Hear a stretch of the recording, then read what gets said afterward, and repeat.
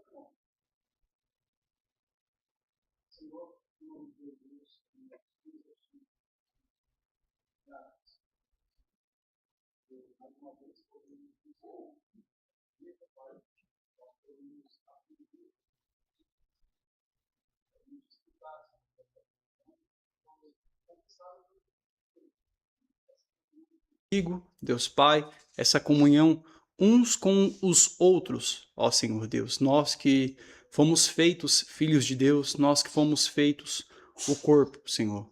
Pai, muito obrigado que nós venhamos reconhecer isto ao longo do dia, Senhor, nos lembrar do nosso Criador, que nós venhamos nos arrepender também, ó Pai, pelo nosso profanar deste santo dia, Senhor, que possamos nos entregar a Ti e meditar nas Tuas Escrituras, ouvir a Tua voz e que possamos nos aproximar, Senhor Deus, cada vez mais à estatura do varão perfeito, Cristo Jesus, Pai. Que agora, neste momento, também o Senhor venha nos ensinar através deste estudo, Senhor, e que possamos obter um conhecimento maior de Ti, Senhor Deus, reconhecer cada vez mais os Teus feitos, ó Pai, que o Senhor realizou ao longo da história, e assim glorificar cada vez mais o Teu nome. Assim nós te pedimos e agradecemos no nome de Jesus. Hoje nós não teremos uma exposição, uma explicação acerca do assunto, né? Sobre Thomas Cranmer, reformador da Inglaterra. Nós veremos apenas um vídeo que o Maurício vai colocar aí pra gente. Amém? Então vamos estar atentos e aprender.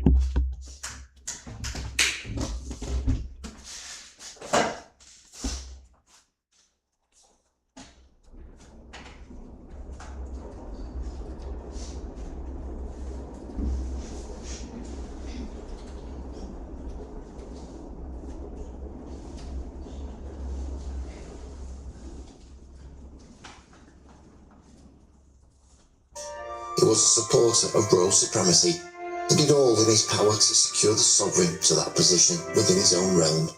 He wrote the Book of Common Prayer and helped establish the new Church of England. So what went wrong and why was he persecuted?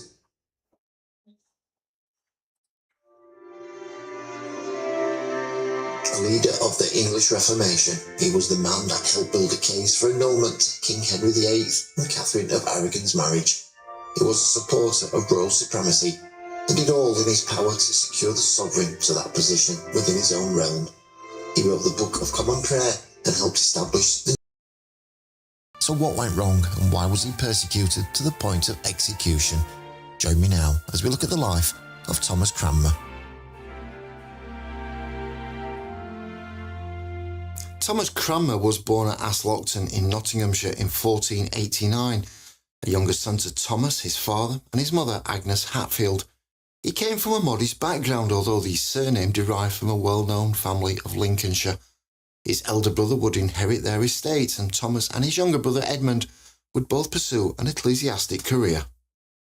There is little known about Thomas throughout his early years. His father died when he was 12, and 2 years later, Thomas attended the New Jesus College at Cambridge. It would be a further 8 years of study before he gained his Bachelor of Arts degree. Throughout this period, Thomas started to gain a collection of medieval literature, and these books would remain with him throughout his life. By the time his course ended in 1515, he was elected to a fellowship at the college.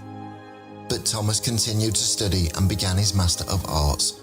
Around the same time, he became married to a lady called Joan, but this unfortunately forced him to resign his fellowship. Although not a priest, the powers that be removed him from his residence at the college. Sadness fell upon Thomas when Joan died during childbirth. Jesus College showed great sympathy and restored his fellowship. By 1520, Thomas had studied theology and now had been ordained. He received a further degree in 1526 when he gained the title of Doctor of Divinity. Como fazer a lista de compras para você economizar no mercado? Como que eu organizo e faço o método da praça pronta? Tudo que eu faço em casa fica pré-pronto, rápido para cozinhar em 15 minutos, igual num restaurante. E isso não tem nada a ver com fazer marmita ou passar o seu domingo inteiro na cozinha. Isso é um truque da cozinha profissional que nenhuma nutricionista te ensina. Não precisa de um freezer novo, não precisa de um monte de receita para ter criatividade. Você só precisa de alguns potes e um saco zip, uma panela e uma peneira para os legumes e saber porcionar as proteínas e os carboidratos. E uma lista do mercado só com 9 ingredientes que dão 27 combinações e você ainda pode mudar toda semana. Todos os preparos eles rendem porções extras. Em 30 dias, o método da praça pronta já vai estar enraizado na sua rotina, permitindo que você faça qualquer almoço ou jantar em menos de 15 minutos. Como fazer e implementar a praça pronta com os preparos obrigatórios e automáticos está aqui numa aula completa para você num link na sua tela. É só você clicar, assistir e começar a colocar em prática aí na sua casa agora mesmo. Mas assiste logo, hein? Porque logo essa aula pode sair do ar.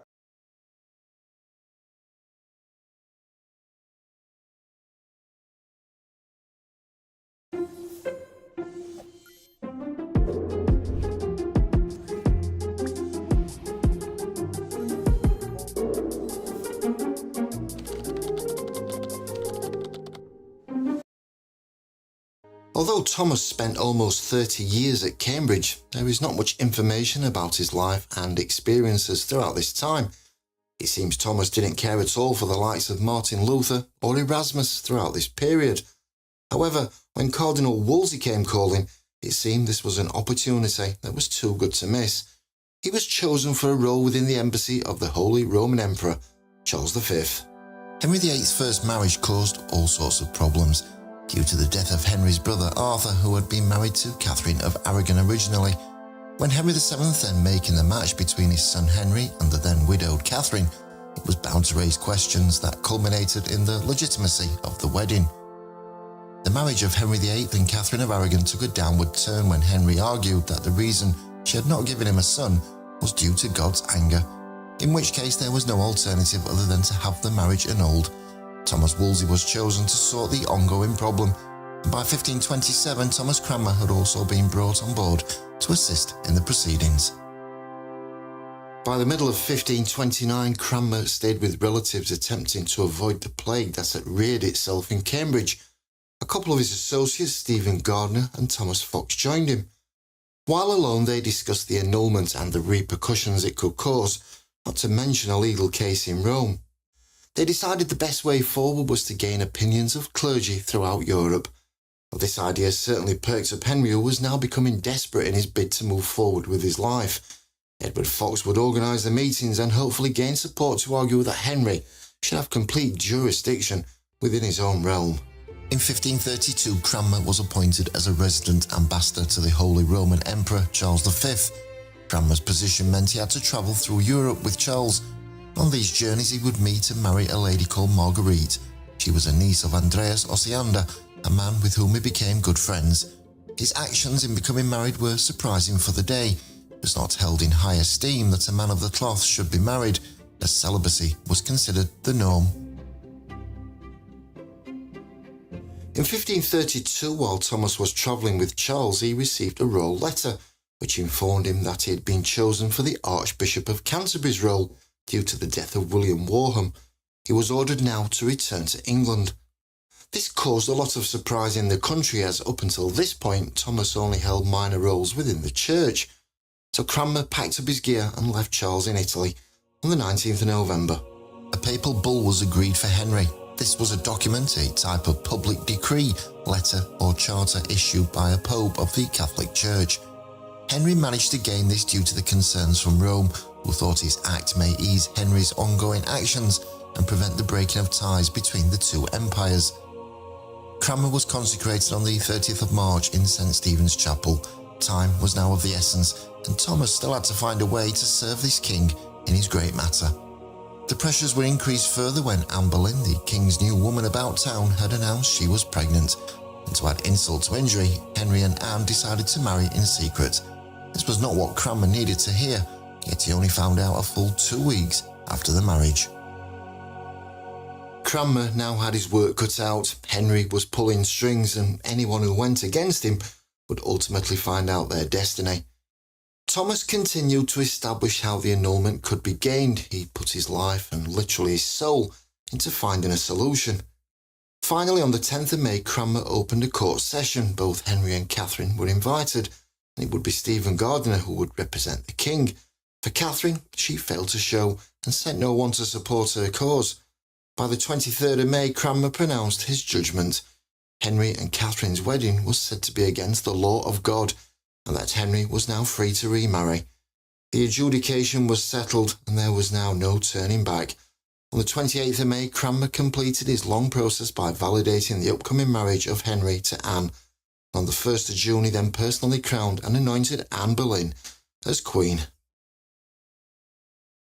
Back in Rome, Pope Clement VII was outraged. His only course of action was to communicate with Henry and all his advisors, including Cranmer. He gave them until the end of September to backtrack and discredit Anne. The Pope was in a state of wishful thinking. Henry had got what he wanted, and for him it was the end of the story. The king's great matter had finally been put to bed, and by September the 7th, Anne gave birth to Elizabeth. Thomas baptised her, and he was also assigned as one of the godparents. Throughout this period, Thomas Cranmer must have assessed how all this change had affected his initial beliefs when he first set out to Cambridge many years ago. Yet he was now on a new course, one that didn't involve Rome. Thomas quite possibly had little choice but to be a yes man. He continued to intervene on matters of religion by supporting reformers, yet showed great disappointment at conservatives who still yearned to maintain links with Rome and Catholicism. Not being accepted was a significant problem for Thomas. The bishops who wanted to return to the, well, let's say, good old days were not forthcoming in their welcome. This proved to be the case in 1535 when Cranmer had some sticky situations with John Stokesley, John Longland and Stephen Gardiner. They had objected to Thomas's power that he now wielded and argued that the Act of Supremacy was not a title that should define his role. Der schnellste Weg, die Sehkraft zu verbessern. Das ist der schnellste Weg, wieder kristallklar wie in deiner Jugend zu sehen, ohne Tropfen, Operation. Thomas took a sideways step, and into the fray would come Thomas Cromwell. His job was simple: silence the detractors and put laws in place to achieve this end. Although Cranmer was not an exceptional person in diplomacy, and his political status left much to be desired, it was Cromwell who would now take the bull by the horns. Queen Anne miscarried a child on the 29th of January 1536, and Henry was once again mulling over his options. He really didn't want to go back to start trying to find a solution to this, as he had done with Catherine. It was also around this time that Henry had begun to show interest in yet another woman. This time Jane Seymour was about to arrive in the limelight. Cromwell sprung into action. He now knew precisely what measures had to be put in place and carry them out swiftly. By the 24th of April, a case was put together to dissolve the marriage. When Anne Boleyn was sent to the Tower, Cromwell summoned Cranmer on urgent business. Cranmer found the news upsetting, as he had been on excellent terms with Anne since she had come to the fore. Cranmer wrote to Henry with reservations about the divorce, but this letter was quite possibly filed under bin. Cranmer knew there was nothing he could do. The outcome now was inevitable, and Anne was executed on the 18th of May. For Cranmer, he suffered in almost silence and was only one of a few who mourned her loss. By 1536, uprisings had begun in the north of England. Their opposition to Henry's policies and their hatred for both Cromwell and Cranmer were clear to see. The Pilgrimage of Grace was one of the most turbulent times for the king and the House of Tudor. Cromwell, alongside Henry, fought tooth and nail to quash this rebellion, while Cranmer took a back seat. It became clear that the 10 articles were inadequate and things had to change. After months of debates, it was decided that a bishop's book would be produced. This was proposed by Cromwell for the whole church, although when proceedings opened there was still some ironing out of clauses. But the book was finally edited by Cranmer and Fox and published in September. Even then, Henry, who said he had not read the book, supported its recommendations and printing. Some suggest he was more concerned about the arrival of his son, the future Edward VI, and the downfall of his queen, Jane Seymour. After the death of Jane and her funeral on the 12th of November, Henry set to work on the bishop's book. He made amendments which were sent to Cranmer and others for their appraisal. Cranmer didn't like the tones used and tried to convince the king of this, but Henry was unmoved, and it would be in 1543 that a new statement of faith came to the fore with the publication of the king's book. In 1539, a man called Philippe Melanchthon, who was a reformer on the continent, wrote Henry a few letters, criticising his views on religion and in particular his point on clerical celibacy. In late April, Lutheran princes arrived to discuss the letters and try to redeem the situation. Cromwell was supportive of this new attempt. As for Henry, he would now start to focus on changing opinion within England rather than have to deal with the Lutherans. Although Parliament had been reconvened for the first time in over 3 years and the House of Lords had discussed this issue, the Duke of Norfolk proclaimed that little to nothing had been agreed. The initial 10 articles would now become 6. Once again, Henry found displeasure at the new act. Henry now asked Cranmer to write an English version of the Bible, and it was published in April 1539. At the same time, Cromwell was now plotting again, this time encouraging Henry to marry Anne of Cleves. But Henry was not at all pleased when he first set eyes on Anne, yet he reluctantly agreed to marry her on the 6th of January. Cranmer presided over the ceremony, but this was one step too far for Henry, and the marriage ended as quickly as it was first devised by Cromwell. Cromwell had gained enemies at court, and this was one opportunity they were not going to just let go. He was arrested on the 10th of June, and almost immediately he lost what he thought were good friends, including Cranmer. But Cranmer once again wrote to Henry to defend the past work of Cromwell. Henry was not in the mood for sentiment, and the marriage to Anne was quickly annulled. As for Cromwell, he faced the cold axe of execution on the 28th of July. For the remainder of Henry's reign, Cranmer stuck to the king like a leech. He was in a position of authority, and Henry knew he could trust him, and in return Cranmer ensured that the king was privy to everything around him. By the end of 1541, Henry had left on tour with his now new wife, Catherine Howard. Cranmer in London took care of matters while they were away, but this would be a significant responsibility and his first outing outside the remit of the church. When news broke of Catherine's extramarital affairs, Cranmer sent Henry a message while he was at Mass during All Saints' Day. The outcome was further investigations, with Catherine Howard eventually being executed in February 1542. In 1543, Cranmer was accused of being a heretic. It stemmed from the Prebendaries plot, which was an attempt by religious conservatives of the day to remove Cranmer from power and stop any further reforms from taking place around Kent, alongside the court of Henry VIII. For 5 months, Henry had taken no action against Cranmer. Still, in September of 1543, the king finally opened up, showing Cranmer the list of allegations against him. Although further investigations took place, nothing came of it. The king had even given Cranmer a ring, and by doing so he showed he trusted his man and would back him. Cranmer now retook control. He ordered raids to be carried out on the suspects, and the ringleaders were now silenced and in captivity. In the coming months, no further plots were discovered, as the king's health deteriorated. When Henry died, Cranmer mourned. He demonstrated his grief by growing a beard. It was a sign of breaking away from his past and focusing on the here and now. Cranmer oversaw the final will of Henry, and to this end Edward Seymour was placed as executor to the new King Edward VI on the 31st of January. The English language spread throughout the church and was now used regularly at worship. A form of public worship needed to be ironed out, and meetings began at Windsor Castle in September 1548, and the Book of Common Prayer made its debut in 1549. The prayer book was backed by Parliament, and they passed a new Act of Uniformity, and this new act would also now allow the marriage of clerics. Se você dorme em uma posição como esta, pode estar prejudicando seu corpo e sua respiração. A dor crônica no pescoço surge quando a coluna cervical. Just how much of the prayer book is attributed to Cranmer is difficult to know. It's also not known who, if anyone, helped him in writing it. Overall, Cranmer is given full credit for editing the work and structuring the book.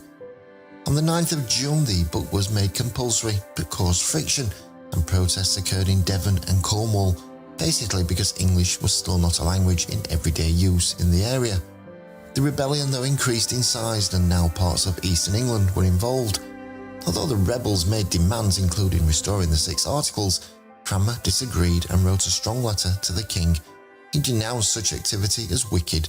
He would draft a sermon to be read at St Paul's Cathedral on the 21st of July, where he defended the policies and supported the official church line. The Prayer Book Rebellion had a significant effect on Seymour's regency, with dissident councillors joining up with John Dudley. This caused splits in the Privy Council. Cranmer, along with others, would side with Seymour and attempted to defend his position. However, a coup d'etat occurred on the 13th of October 1549, which ended Seymour's protectorship. There would be more trials on the road ahead for Cranmer, though some quarters were now showing signs of becoming disillusioned.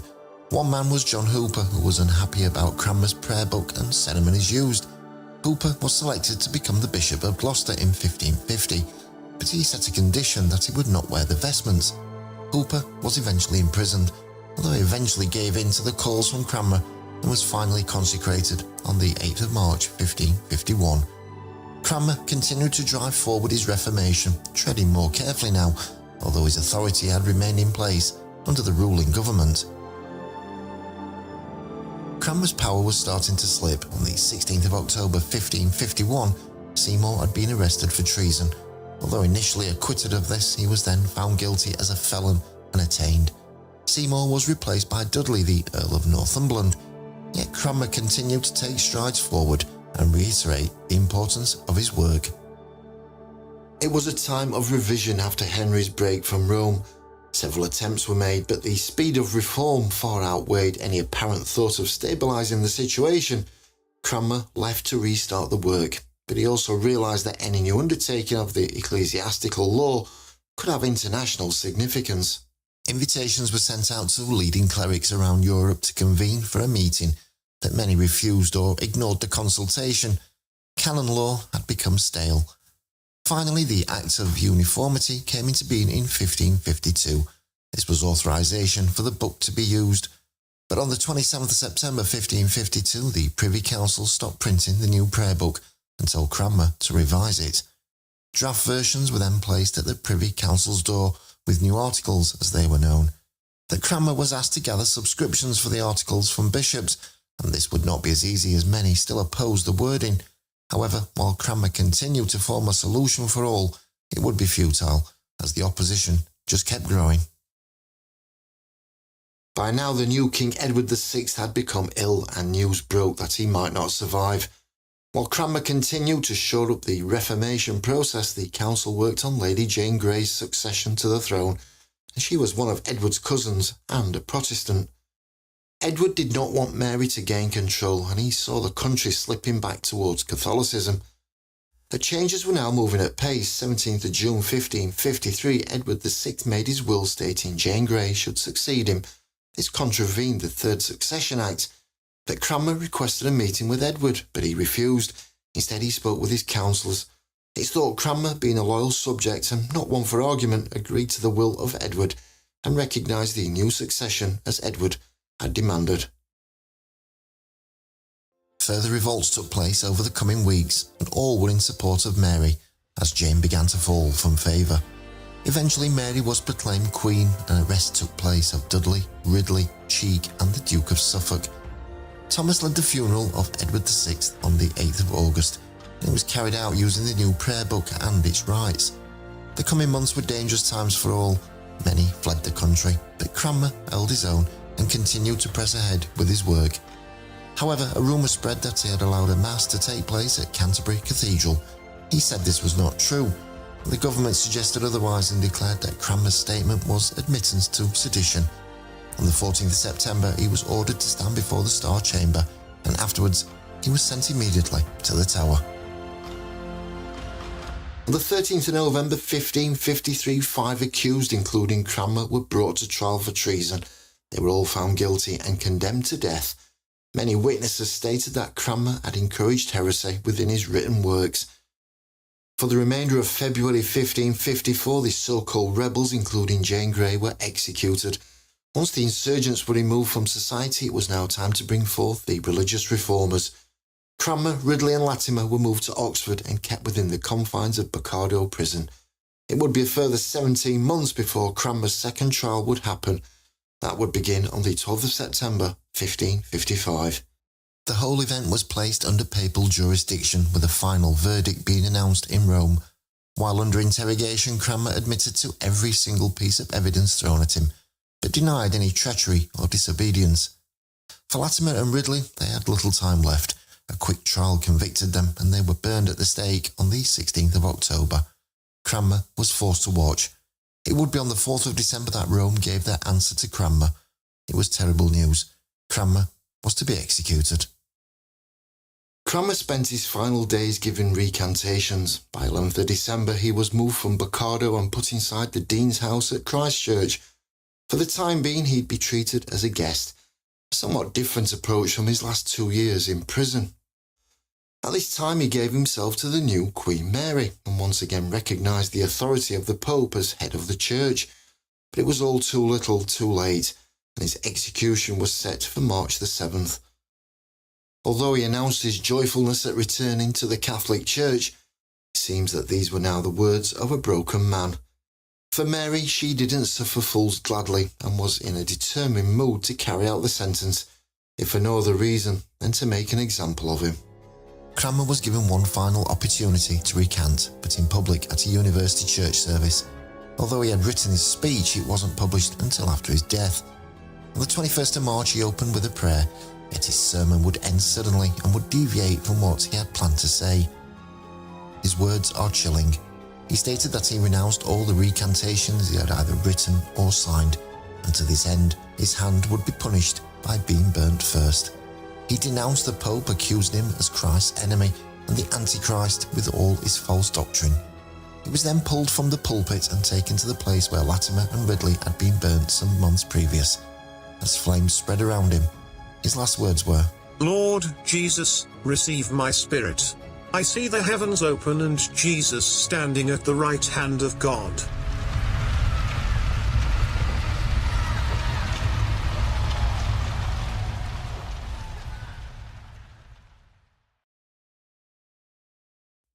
Quatro evangelhos, 4 autores, 4 evangelistas, Mateus, Marcos, Lucas, João. Todos contam a mesma história de Jesus, mas de 4 formas diferentes. E qual é a diferença entre cada um dos evangelhos? Mateus era ex-cobrador de impostos. Ele andou diretamente com Jesus Cristo. Ele era um dos 12 apóstolos. O intuito de Mateus foi escrever para os judeus. O objetivo dele era provar que Jesus é o Messias prometido no Antigo Testamento. Ele apresenta Jesus como o Messias prometido, o cumprimento das profecias do Antigo Testamento e o rei do reino dos céus. Por isso, Mateus começa com a genealogia de Jesus Cristo, mostrando a origem de Jesus, e repete várias vezes durante o evangelho, para que se cumprisse o que foi dito pelo profeta tal. Profecia atrás de profecia. Mateus mostra Jesus como o rei do reino dos céus. Buscai primeiro o reino de Deus e a sua justiça, e todas essas coisas vos serão acrescentadas. Mateus, capítulo 6, versículo 33. Marcos, ele não era um apóstolo de Jesus. Ele era discípulo de Pedro. E Marcos escreveu para os romanos. E romano não queria genealogia, não queria discurso longo. Por isso, Marcos é o evangelho mais curto, são apenas 16 capítulos. Não tem a infância de Jesus. Quando a gente olha aqui, quando começa o evangelho de Marcos, ele já começa basicamente na vida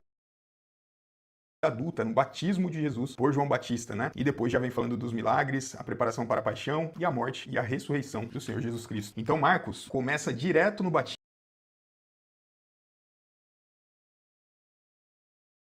e nos milagres. Mostra Jesus como servo, aquele que veio. Thomas Cranmer was a man who came from the humble beginnings but rose to the top. He comes across as a man with fear, and that's understandable seeing the people who were in control at the time. He certainly kept out of business above his station unless called upon, but maybe this was a man being sensible. He knew his limits and he also knew which buttons he could push. Yet he pushed on. He succeeded when others fell by the wayside. Quite possibly his most important achievement was that of writing the Book of Common Prayer. Although the original book published in 1549 in the reign of Edward VI was a product of the English Reformation, following the break with Rome, that version was discarded by Mary I in her reign, but once again introduced by Elizabeth I in 1552.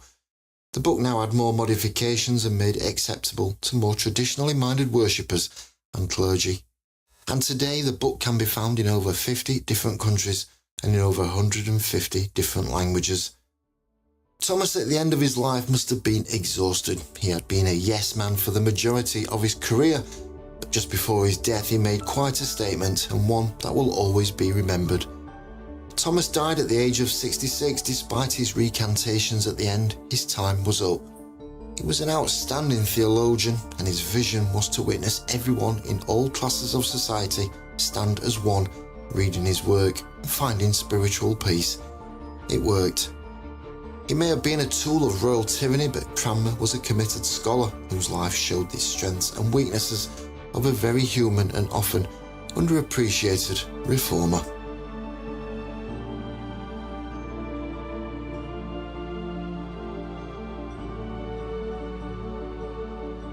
Thank you so much for watching. I really appreciate it. For more amazing stories, join me today. And benefit by subscribing. And check out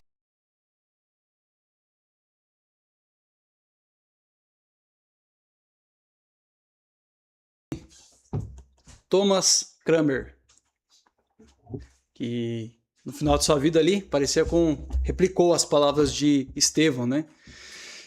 Muito bom. Ele foi uma pessoa que teve grande influência a respeito da nossa confissão de fé, que seria compilada posteriormente ali na Inglaterra, no século XVII.